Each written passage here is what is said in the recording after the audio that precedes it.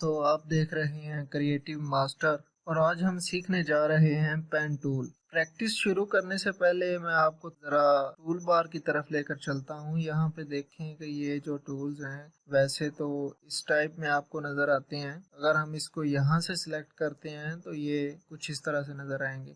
ये अभी फ़िलहाल हमारे पास बेसिक टूल जो हैं वो ओपन है। अगर हम एडवांस टूल जो हैं उनको इधर ओपन करना चाहते हैं तो हम क्या करेंगे, ये जो 3 डॉट्स आपको नज़र आ रहे हैं इन पे जैसे ही मैं क्लिक करता हूं तो ये सामने कुछ ऐसा आर्ट बोर्ड नज़र आता है। इसमें ये देखिए यहाँ पे कॉर्नर में एक गाइड नज़र आ रही है, इस पे मैं क्लिक करता हूँ तो इधर ऑप्शन आ जाता है advance tool, basic, new tool bar. अगर आप कोई ऐड करना चाहते हैं या आप इनको मैनेज करना चाहते हैं, इनकी सेटिंग वगैरह ऊपर नीचे जहाँ पे आप इनको सेट करना चाहते हैं तो मैनेज टूल बार से आप मैनेज कर सकते हैं। तो मैं अभी एडवांस पे क्लिक करता हूँ तो ये एडवांस टूल जो हैं आप देखेंगे कि इन टूल्स में कुछ इजाफा हो गया है। पेन टूल में देखें कि अगर इस पे मैं राइट क्लिक करता हूँ तो इसमें नज़र आ रहा है पेन टूल है, ऐड एंकर पॉइंट टूल है, डिलीट एंकर पॉइंट टूल है और एंकर पॉइंट टूल है। तो चलिए शुरू करते हैं। अभी मैं पेन टूल को सिलेक्ट करता हूँ। पी इसका शॉर्टकट है पेन टूल का। यहाँ पे जैसे मैं क्लिक करता हूँ तो ये एक एंकर बन गया। अभी मैंने माउस को बिल्कुल रिलीज किया हुआ है और जैसे मैं इसको जिस तरफ लेकर जाता हूँ ये आप देख रहे होंगे कि आपको एक लाइन नज़र आ रही है जहाँ तक ये लाइन ड्रॉ करेगा।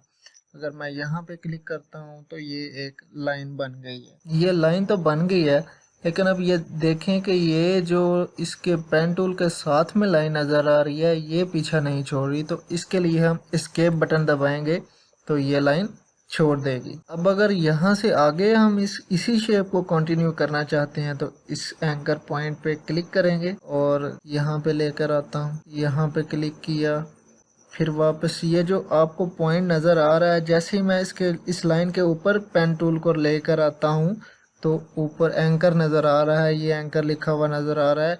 इसका मतलब है कि मैं इन दोनों लाइंस को कनेक्ट करने जा रहा हूँ। अगर पीछे रखता हूँ तो ये शो नहीं होगा। जैसे ही मैं इसके ऊपर लाऊंगा तो ये एंकर का ऑप्शन शुरू कर देगा, क्योंकि अब ये जो तीनों लाइंस हैं अगर इन तीनों लाइंस को मैं मिला देता हूँ तो ये क्या होगा, एंकर के साथ मिलाने से ये एक शेप बन जाएगी। क्योंकि जब तक शेप नहीं बनेगी हम इसमें कोई कलर फिल नहीं कर सकते। अगर खाली हम ऐसे कोई लाइन ड्रॉ करके इसको मिलाते नहीं हैं, एंकर को मिलाते नहीं हैं, अभी मैं एस्केप प्रेस कर रहा हूँ तो ये लाइन जो है वो हट गई है, तो इसमें हम कलर फिल नहीं कर सकते।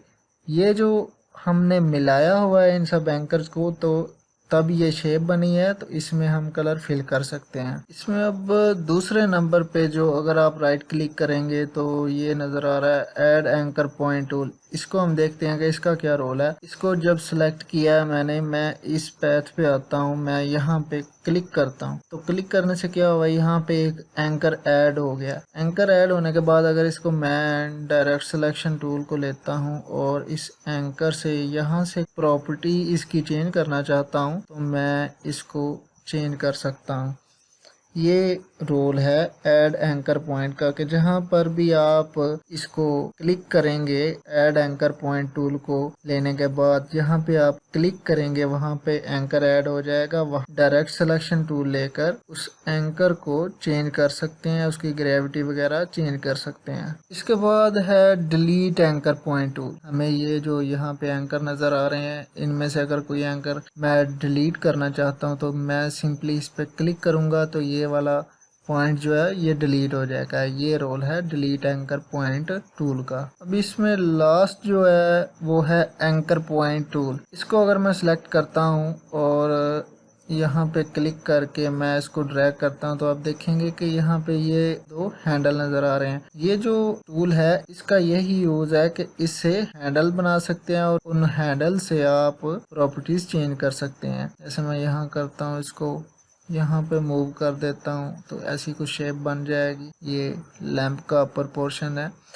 तो ये रोल है एंकर पॉइंट टूल का जी। तो इससे अगला जो टूल है वो है कर्वेचर टूल। इसको अगर मैं सेलेक्ट करता हूँ तो यहाँ पे मैंने क्लिक किया, यहाँ पे क्लिक किया। अब ये देखें इसके साथ में एक कर्व बन के जो है वो नज़र आ रहा है। अगर यहाँ पे मैं क्लिक करता हूँ और इसके बाद यहाँ क्लिक किया तो ये कुछ ऐसी शेप बन गई। ये जो पेन टूल है वो तो सीधी सीधी लाइन बनाता है, लेकिन ये जो कर्वेचर टूल है ये कर्व वाली लाइन आपको बना कर देगा। वैसे नॉर्मली ये बहुत कम यूज़ होता है। अभी हम पेन टूल पे वापस जाते हैं और कुछ ड्रॉ करके देखते हैं। पहले मैं इसको ज़रा साइड पे कर लूँ।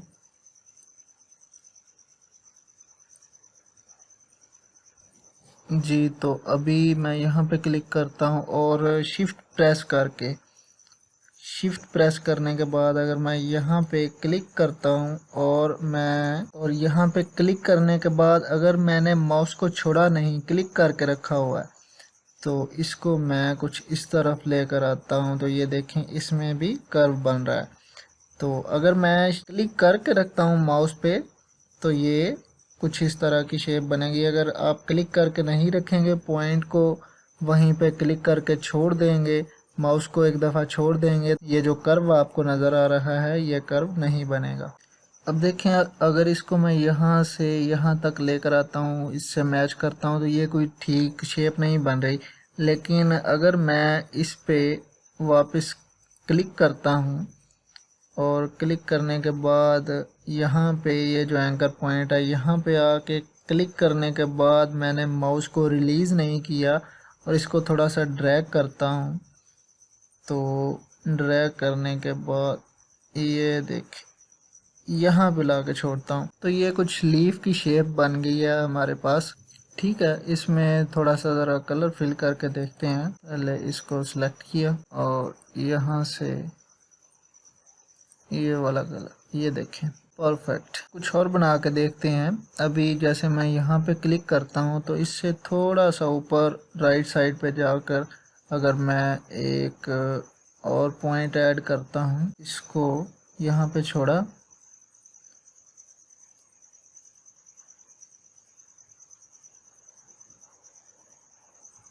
और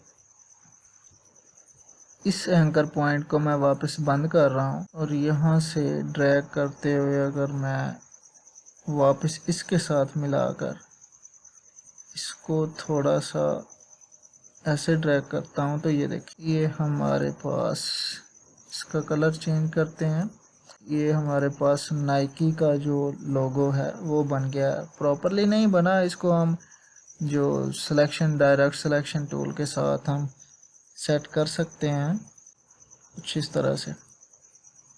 यहाँ पे मैं आपको एक और बात बताता चलूँ कि गाइडलाइन जो होती हैं वो हमें बहुत काम आती हैं। तो गाइडलाइन के लिए हमें रूलर की ज़रूरत होती है। तो कंट्रोल आर, जैसे ही कंट्रोल आर आप प्रेस करेंगे तो आपके सामने ये कुछ रूलर्स की जो प्रॉपर्टीज़ हैं ये नज़र आने लग जाएंगी। इससे काम क्या होगा, इसके ऊपर क्लिक करके आप यहाँ से यहाँ एक लाइन ड्रैग कर सकते हैं जहाँ तक आपको चाहिए हो कि आपने यहाँ तक काम करना है, ताकि आपका जो टेक्स्ट हो या आपकी जो शेप हो वो इसके अंदर रहे, इस लाइन से बाहर ना रहे। प्रॉपर अलाइनमेंट के लिए, गाइड्स के लिए ये रूलर इस्तेमाल किया जाता है। अभी मैं वापस पेन टूल लेता हूँ और इसको यहाँ पे क्लिक किया,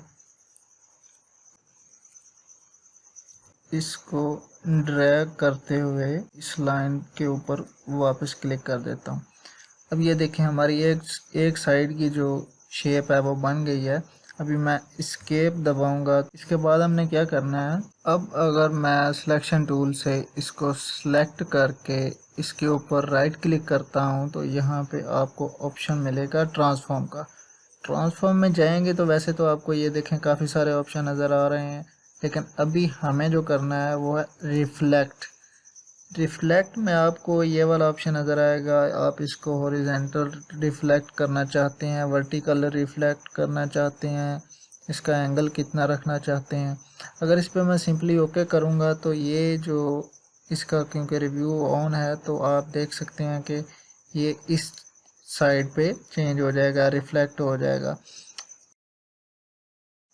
जी, तो ये इसकी एक कॉपी बन गई है। दूसरी तरफ लेकर आऊँगा और इसके साथ यहाँ पे मैच कर दूँगा। जी, तो ये देखें हमारे पास एक दिल बन गया है जी। अभी ये जो हमारे पास बना हुआ है ये शेप नहीं है, ये दो अलग-अलग पार्ट्स हैं। तो हमें इसको शेप बनाने के लिए सिंपली क्या करना पड़ेगा, पहले तो ये जो गाइड नज़र आ रही है हम इसको हाइड करते हैं। इस पे राइट क्लिक करेंगे और ये आपको नज़र आ रहा है हाइड गाइड्स, तो ये हाइड हो गई। अब हमें क्या करना है, इस शेप को जॉइन करना है। तो अभी इसको एक दफ़ा मैं एक साइड पे रहने देता हूँ। जॉइन करने के बारे में मैं आपको बताता हूँ, उससे पहले मैं आपके साथ एक बात शेयर करता चलूँ कि जैसे मैं यहाँ पे ये लाइन लेता हूँ, एक इस तरफ से और एक यहाँ से ऐसे। अब ये जो दो लाइंस हैं इनको अगर मैंने जॉइन करना हो तो जहाँ तक पॉसिबल हो माउस से वहाँ तक लेकर आएँ पहले।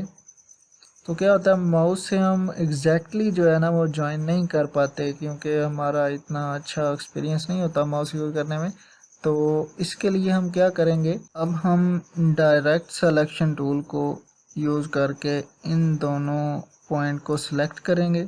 सिलेक्ट करने के बाद इधर राइट क्लिक किया तो ये हमें एवरेज का ऑप्शन नज़र आ रहा है।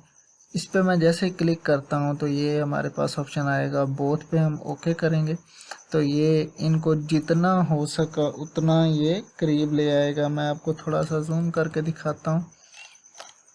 अभी ये जॉइंट तो नहीं हुए लेकिन ये देखें इनको इसने काफ़ी हद तक मिला दिया है।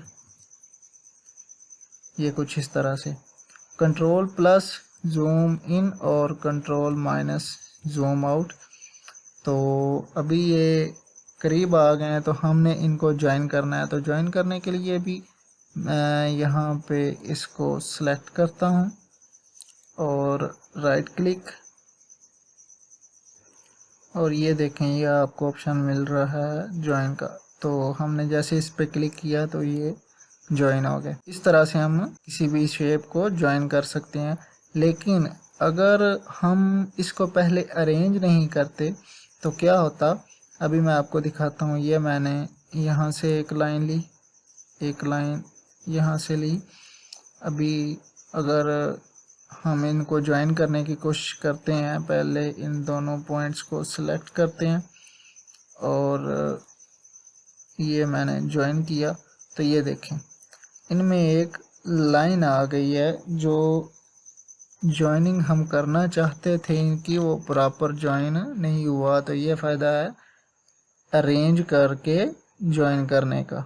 और अब हम क्या करने वाले हैं, डायरेक्ट सिलेक्शन टूल लिया, इससे इन दोनों पॉइंट्स को सिलेक्ट किया। सिलेक्ट करने के बाद एवरेज बोथ, और यही हम सेम इन पॉइंट्स पे भी करेंगे। इन पॉइंट्स को भी सिलेक्ट करेंगे। सिलेक्ट करने के बाद बोथ ओके। अब हम फिर से सिलेक्ट करते हैं इसे, राइट क्लिक किया और यहाँ से हम कर देंगे ज्वाइन और इसको भी सिलेक्ट करके राइट क्लिक और ज्वाइन।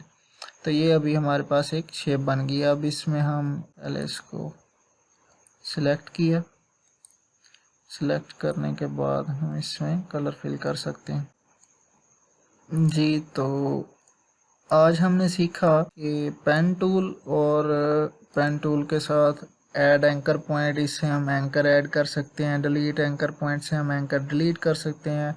और ये जो एंकर पॉइंट टूल है बहुत कम यूज़ होता है। और उसके बाद हमने कर्वेचर टूल के बारे में जाना। तो मिलते हैं इंशाल्लाह अगली वीडियो में और अगले टूल्स के बारे में जानेंगे। तब तक के लिए अल्लाह हाफिज़।